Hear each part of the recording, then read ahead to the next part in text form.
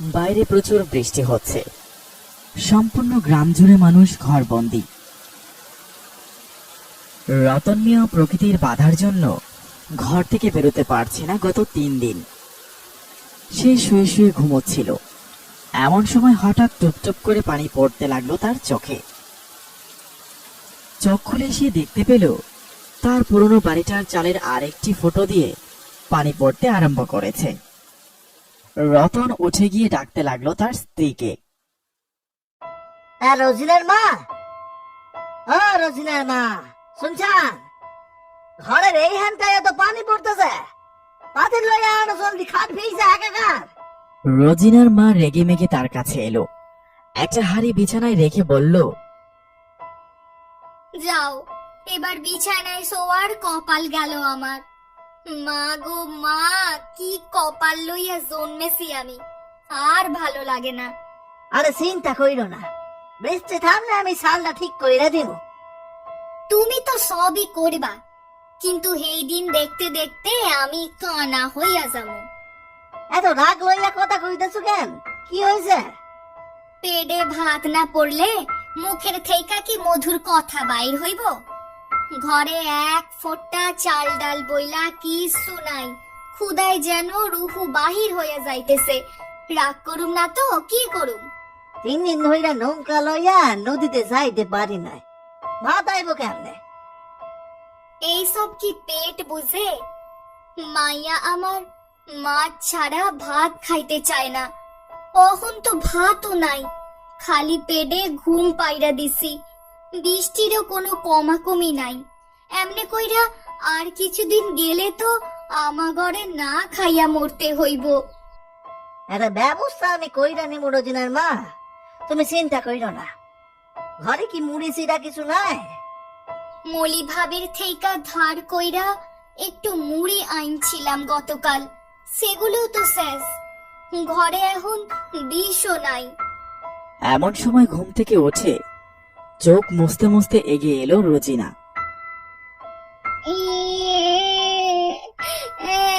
ক্ষুধা লাগছে, ক্ষুধা লাগছে, মা আমারে খাওন দাও, ক্ষুধা লাগছে। থাক মা, কান্দে না, ঘুমাও। ঘুম থেকে উঠলে ভাত খাইবা।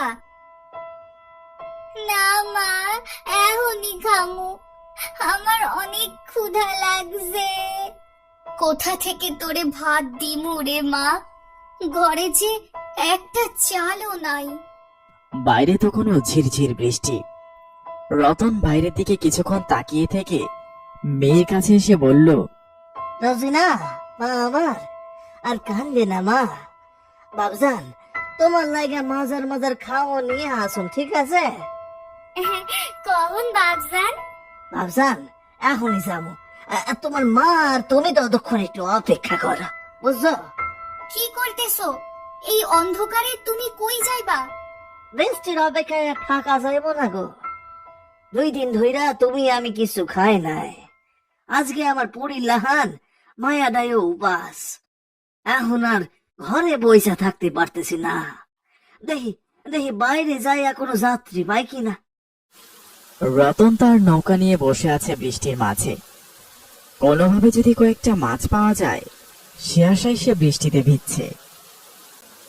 মাঝি ভাই, ও মাঝি ভাই, শুনছেন? যে সাহেব কোন? নদী পার করতে হবে, শিমলতলি আছে না, ওই দিকটাই। তা তো সাহেব বহুত দূর, কিন্তু পয়সা পেলে আমার কোনো আপত্তি নাই। বাহ, তাহলে তো বেশ, আমরা ন্যায্য ভাড়াটাই দেব। কিন্তু সাহেব, কোনো কিছু মনে না করলে জানতে যাচ্ছিলাম, এত রাতে ওই দিকতে যাচ্ছিলেন কেন? দুঃখের কথা কি বলবো ভাই, এসেছিলাম বন্ধুদের নিয়ে গ্রামে বেড়াতে। 3 দিন ছিলামও ঘোরাঘুরির মধ্যে, কিন্তু কখন কার কি হয়ে যায় সবই তো আল্লাহর হাতে। আজ হঠাৎ করে আমার বন্ধুটা হার্ট অ্যাটাক করলো। কিছু বোঝার আগে ডাক্তার জানালো ও মারা গিয়েছে। এখন ওর লাশ নিয়ে যেতে হবে কবর দেওয়ার জন্য। ওর পরিবার নদীর ওপারে অপেক্ষা করছে। আপনি দয়া করে নৌকাটাকে নদীতে নামান ভাই, বেশি দেরি করলে লাশে পচন ধরে যাবে যে। রতন কথাটি শোনা মাত্র থমকে গেল। কিন্তু ভাইজান, লাশ নিয়ে তো আপনাকে চিন্তা করতে হবে না, লাশটাকে টানাটানি করতে আপনার কোনো কষ্ট করতে হবে না। ওসব আমি আর আমার বন্ধু রাজেশ্বর করব। না সাহেব, আসলে নদীর ওই দিকটায় সাধারণত কেউ যায় না। পথে একখান খারাপ শ্মশান পড়ে। তবুও বৃষ্টি বাদলের দিনে টেকার লাইগা যামু ভাবছিলাম, কিন্তু লাশ লইয়া তো যাওয়া সম্ভব না। হায় হায় মাঝি ভাই, কি বলছেন? এত রাতে আমরা নৌকা পাবো কোথায়? প্লিজ ভাই, না করবেন না। না না সাহেব, আমি যাইতে পারবো না। লাশ লইয়া ওইদিকে যাওয়া অনেক বিপদের, শুধু আমার জন্যই না, আপনাকে জন্য। আপনারা লাশ নিয়ে এই নদী দিয়া যাইয়েন না, বুঝলেন? যেতে তো আমাদের হবেই, গাড়ি দিয়ে নিয়ে যাওয়ার তো কোনো উপায় নেই। দয়া করে ভাই এসব কুসংস্কারে বিশ্বাস করবেন না। আপনি আমাদের দয়া করে সাহায্য করুন, আপনার যত টাকা লাগবে আমরা দেব। শুধু আমি না সাহেব, এই গ্রামের কোনো মাঝি আপনা করে নিয়ে যাইতে পারবো না। বুঝতে চেষ্টা করেন, এই নদী অভিশপ্ত। আপনাকে আমরা 10,000 টাকা দেব, তবু আমাদের এই উপকারটুকু করুন। আমার বন্ধুটা অল্প বয়সে মারা গেছে, বাড়িতে ওর বউ বাচ্চা ওকে শেষবারের মতো দেখার জন্য তরপাচ্ছে। আজকে রাতের মধ্যে আমরা না যেতে পারলে লাশে পচন ধরে যাবে যে। আপনারও তো পরিবার আছে, আমাদের কথা একটু ভেবে দেখুন ভাই। লোকটির কাঁদো কণ্ঠে সবকিছু শোনার পর রতনের মন কিছুটা নরম হলো। লোকটিকে ভরসা দিয়ে সে বলল, আচ্ছা ভাই, আচ্ছা, কাঁদবেন না, আল্লাহর নাম নিয়ে চলেন। রতন, রাজেশ্বর আর লোকটি মিলে লাশটিকে ধরে নৌকায় উঠালো। তারা সকালে বসে পড়ল নৌকায়। রতন নৌকা চালাতে শুরু করলো। লাশটিকে রাখা হয়েছে ছাউনির নিচে, যার ফলে লাশটিকে দেখা যাচ্ছে না। তবে অন্যরা বসে আছে মাঝির পাশেই। মাঝি ভাই, আজকে আপনি না থাকলে আমাদের সত্যি কোনো উপায় ছিল না। অনেক ধন্যবাদ আপনাকে। আরে না না, এইটাই তো আমার কাম। তো আপনার নাম তো জানা হলো না, কি নাম আপনার? আমার নাম রতন মোল্লা সাহেব। আরে এমন সাহেব সাহেব বলবেন না তো, আমাদের নাম ধরেই ডাকুন না। আমার নাম সবুজ, আর ওই যে ও আমার বন্ধু রাজেশ্বর। নমস্কার। নমস্কার দাদা। এভাবেই কেটে গেল কিছু সময়। এতক্ষণ বৃষ্টি হালকা হলেও এখন বৃষ্টির পরিমাণটা একটু বেড়েছে। বৃষ্টি এবং নদীতে ঢেউয়ের কারণে নৌকা চলছে ধীরে। সবুজ ভাই, রাজেশ্বর দাদা, আপনারা গিয়ে ভেতরে বসুন। এই বৃষ্টিতে খামোখা ভিজে সর্দি বাঁধতেছেন কেন? না ভাই, আমাদের কোনো সমস্যা নেই, কিন্তু রাজেশ্বর, তুই চাইলে গিয়ে লাশের পাশে বসতে পারিস। আমি বরং সেখানে গিয়ে বসি। তোরা থাক এখানে, কিছু প্রয়োজন হলে আমাকে জানাস। জীবন বড়ই জটিল, বুঝলেন? গতকাল যাকে আমরা অপূর্ব অপূর্ব বলে ডাকছিলাম, আজ আমাদের সেই বন্ধুকে লাশ বলে ডাকতে হচ্ছে। আমার বন্ধু খুবই ভালো মানুষ ছিল। কাঁদেন না ভাই, মরণ আমাকে সবারই আছে। তা তো বটে। হঠাৎ নৌকা একটা সজোরে ধাক্কা খেল। আরে, এই কি হলো ভাই? নৌকা জঙ্গলের দিকে যাচ্ছে কেন? জানি না ভাই, বুঝতে পারছি না। নৌকা হঠাৎ করে নিজ থেকে জল গলের দিকে যাইতেছে যে। ওই দিকে গেলে তো আমাদের নৌকাটা ফেসে যাবে। নৌকা ঘুরাইতে হইব, নইলে আমরা ভুল দিকে চলে যাবো যে। আমাকেও সাহায্য করতে দিন। সবুজ এসে রতনের সাথে নৌকা চালাতে আরম্ভ করলো, কিন্তু নৌকা ভয়ঙ্কর ভাবে ভারী হয়ে উঠেছে। তারা দুজনে প্রাণপণ চেষ্টা করতে লাগলো, কিন্তু নৌকা ক্রমশই জঙ্গলের দিকে এগোচ্ছে। এমন সময় ভেতর থেকে ছুটে এলো রাজেশ্বর। সবুজ, এখানে কোনো সমস্যা আছে? অপূর্ব, এখন সবচাইতে বড় সমস্যা হচ্ছে নৌকা জঙ্গলের দিকে চলে যাচ্ছে। এই জঙ্গলের মধ্যে আটকা পড়লে এই বৃষ্টি বাদলের দিনে আমাদের কেউ সাহায্য করতে আসবে না। তাড়াতাড়ি মাঝি ভাইকে সাহায্য কর। রাজেশ্বর কথা না বাড়িয়ে যুক্ত হলো তাদের সাথে। তারা একসঙ্গে কোনো মতে নৌকাটাকে জঙ্গলে যাওয়া থেকে রক্ষা করলো। নৌকাটা প্রচন্ড ভারী হয়ে উঠেছে। নদীর মাঝ বরাবর আনার পর কোনো দিকেই অগ্রসর করা সম্ভব হলো না। কি যে হচ্ছে কিছুই বুঝতে পারছি না। নদীতে তো স্রোত বেশি না, তাহলে নৌকাটা চলছে না কেন? সবুজ, আমার মনে হচ্ছে এখানে অশুভ কিছু প্রভাব আছে। কি আবল তাবল বলছিস? যা বলছি সত্যি বলছি।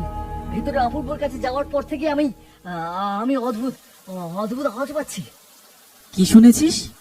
একটা অস্পষ্ট কণ্ঠে কেউ বলছে ফিরে যেতে। কিছু বাচ্চার কান্না শুনতে পেরেছি। এছাড়াও ভয়ে তোর মাথা উল্টা পাল্টা ভাবছে। কিচ্ছু হয়নি। না, আমার মনে হয় না এসব উনার ভাবনা। কি বলতে চাচ্ছেন আপনি? ওই জঙ্গলটা দেখতেছেন না? হ্যাঁ, এইটাই হইল সেই অভিশপ্ত শ্মশান। এখানে ও এককালে অনেক অনেক মানুষের জিন্দা পুড়াইয়া মারা হয়েছিল ভয়ঙ্কর ভাবে। আর তাই এখানে কোন লাশ লইয়া আইলে এরা তাগুড়ে নিজেকে কাজে ডাইকা লয়। আরে ভাই, রাখো এসব ভূতের গল্প। দুর্যোগের জন্য আমাদের নৌকাটা ফেসে গেছে। কিছুক্ষণের মধ্যেই আমরা এখান থেকে চলে যেতে পারবো। না ভাই, এইসব কিছুই ভূতের গল্প না। এতদিন শুনছি, এখানো দেখতাছি। আমি আপনা করে কইছিলাম আমি আসবো না এই নদীতে লাশ লইয়া, কিন্তু আপনাকে লাইগা এখন আমিও ফাইসা গেছি। জরিনার মার এখন কি হইব? আরে খোদা, ভাই বাঁচাও খোদা। দাদা, এভাবে কেঁদে তো লাভ নাই। এখানে তো আপনি একা ফাঁসেন নাই, আমরা সবাই ফাঁসছি। এখন কি করা যেতে পারে সেটা বলুন। রাজেশ্বর, এখন তুইও এসব বিশ্বাস করতে আরম্ভ করে দিয়েছিস? তবে কি তুমি আমাদের বিশ্বাস করো না? তারা সকলেই হতভম্ব হয়ে সেই কণ্ঠটা খোঁজ করতে লাগলো, কিন্তু কাউকেই দেখা গেল না। সেই কণ্ঠস্বরটা আসছে ছাউনির ভেতর থেকে। কে কথা বলল? কে ওখানে? আর কে, আমাকে যে এখন মায়েরা ফেলবো সেই ভূত। সবুজ, তুই কি শুনতে পাচ্ছিস? কি? মন দিয়ে শোন। অপূর্বের লাশ যেখানে, সেখান থেকে হাড় চিবাবার শব্দ আসছে। তারা স্পষ্ট শুনতে পাচ্ছে কেউ যেন হাড় চিবিয়ে খাচ্ছে। ভয়ে কাঁপতে লাগলো রতন। এখান থেকে বের না হলে আমাদের বাঁচার কোনো উপায় নেই। রাজেশ্বর দাদা, চলেন আমরা লাশটারে নদীতে ফেলাই দিই, নইলে এই অসুখ অসুখকে আমাকে যাইতে দিব না। কি বলছেন আপনি এসব? আমরা আমাদের বন্ধুকে মেরে ফেলে দেব? তাইলে আর কি করুম? দেখতেছেন না নৌকা চলে না। এমন সময় নৌকাটা আবারও নড়ে উঠল। শুরু হলো ভয়ঙ্কর ঝড়। ঝড়ে যেন উল্টে যাবে নৌকাটা। এমন সময় নৌকার ছাউনি থেকে বেরিয়ে এলো অপূর্ব। কি ভয়ঙ্কর দেখতে সে! ছেড়ে দাও ভাই, বড় ভুল হইয়া গেছে। আর আসবো না এদিকে। আমাকে সাইডা দেন। অপূর্ব, বন্ধু আমার, আমাদের যেতে দে ভাই। তোর যা যা লাগবে নিয়ে যা বন্ধু, আমাদের ছেড়ে দে। মানে কি বলতেছেন আপনি? সবুজ, রাজেশ্বর, কেন মেরেছিলি তোরা আমায়? যা বলছিস ভেবে বলছিস তো? আমরা কেন তোকে মারবো? সাথে সাথে অপূর্ব ঝাঁপিয়ে পড়লো রাজেশ্বরের উপর। আমাকে চাকরির পর থেকে সরিয়ে ফেলার জন্য, আমার পদে নিজের জায়গায় বসার জন্য আমাকে পারলে খুন করতে? মাফ করে দে ভাই, মাফ করে দে। আমি নিঃশ্বাস নিতে পারছি না। প্লিজ আমাকে ছেড়ে দে। ওকে ছেড়ে দে অপূর্ব, আমরা ভুল করেছি, আমাদের ক্ষমা করে দে। রাজেশ্বরকে ছেড়ে দিয়ে সবুজের গলা টিপে ধরলো অপূর্ব। আমার ধন সম্পদ, টাকা পয়সা সবকিছু নিজের করে নেওয়ার লোভ হয়েছিল তোর। কি হইতাছে এখানে? আপনারা আপনাকে নিজ বন্ধুরে খুন করছেন? হ্যাঁ মাঝি ভাই, আমার নিজের বন্ধুরা আমাকে খুন করেছে শুধুমাত্র আমার সম্পদের জন্য। আমরা তিনজন ছোটবেলা থেকেই বন্ধু ছিলাম। আমরা একসাথে বড় হই, চাকরি পেয়েছি, সংসার করছি, কিন্তু কখনোই আমাদের বন্ধুত্ব ভাঙেনি। কিন্তু একটা সময় হিংসা গ্রাস করে নিল আমার দুই বন্ধু রাজেশ্বর আর সবুজকে। তারা আমার টাকা এবং উচ্চ পদের চাকরির লোভে পড়ে যায়। সেজন্য আমাকে এই অজপাড়া গায়ে এনে হত্যা করলো। এরপর আমার লাশটাকে শ্মশানে নিয়ে গিয়ে পুড়িয়ে ফেলার ফোন দিয়ে আছে।